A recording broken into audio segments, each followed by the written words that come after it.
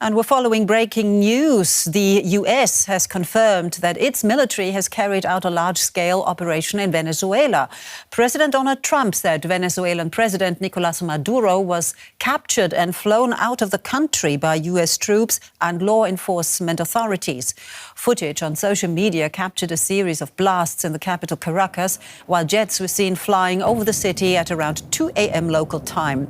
Venezuela has declared a national emergency and said it will resist the presence of foreign troops. Trump will hold a press conference later today with more details to follow, and we'll keep you updated on that. And I'm joined now on the line by Ivo Hernandez. He's a Latin American expert and currently in Philadelphia, Pennsylvania. Ivo, thank you so much. So good of you to take the time to speak to us. I would like to start with Trump's post, where he says that Nicolas Maduro has been, quote, captured and flown out of the country. Now, if confirmed, how will this move be received in Venezuela, and who is running the country now? Yes, thank you very much. It's most important to understand the terms clearly. Apparently, it is true. Several media have confirmed that both Maduro and his wife have been flown out of the country. And that would bring us to a very interesting scenario, which would, many people were commenting that perhaps mercenaries internally in the criminal organization could do him away, would have killed him, and they didn't. That is important.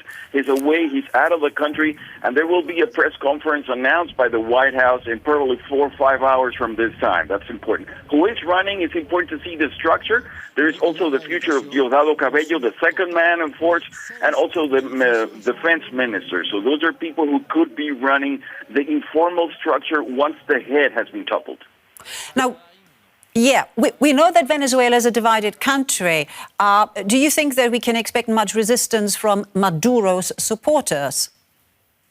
Well, I seriously doubt it. This has been called the Libya thesis, which is like, once you topple the regime, apparently the country will be running loose, would be completely a rogue territory. That is highly unlikely. Venezuela has been a democracy. Venezuela has the vertebral spine of a country that has institutions. It's just been taken by a criminal organization. What we see here is not a regime change, but the toppling of a criminal organization that did not accept electoral results a year ago. This is what's happening. And these people took power and retained it by force. So right now, we have to see, and hopefully, that there is a swift transition towards peace and to the recognition of the results from 2024. Now, you speak about a toppling of a regime, but that only happened thanks to outside help, if you like. Now, Venezuela's defense minister says that the country will not accept the presence of foreign troops. Do we know what the US plans long term, or is the job done now? Allow me to clear the terms. The maintaining of this regime was also due to international forces. We have to acknowledge Russia, we have to acknowledge China, Iran, and terrorist organizations from different countries. That is what sustains this regime, and it's been toppling also by international forces. So what we see here is maybe, and you could call it perhaps a proxy war in Venezuela, but definitely you have a criminal organization sustained by international forces. That is important. Right. So is that also Trump's plan, or does he perhaps have any other interests in the regions? I mean, Colombia seems to be very upset and even asks for the intervention of the United Nations. Do you think Trump is seeking further regime changes? I think what we're seeing here is a revindication of the Monroe Doctrine, mostly telling Russia and China that interests in America have to be dealt with in America. Unfortunately, Venezuela has been a rogue territory in that sense, taken by international organizations, very dark organizations actually, and now we're seeing perhaps that. The old thesis that Trump is after resources in Venezuela is completely out. The regime was selling those things clearly and offering them to Trump.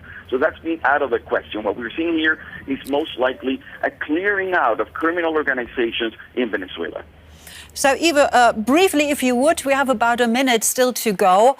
I mean, after this escalation, if you would, Is that it? Or what's happening next? What do we need to brace for? What does the region have to brace for now?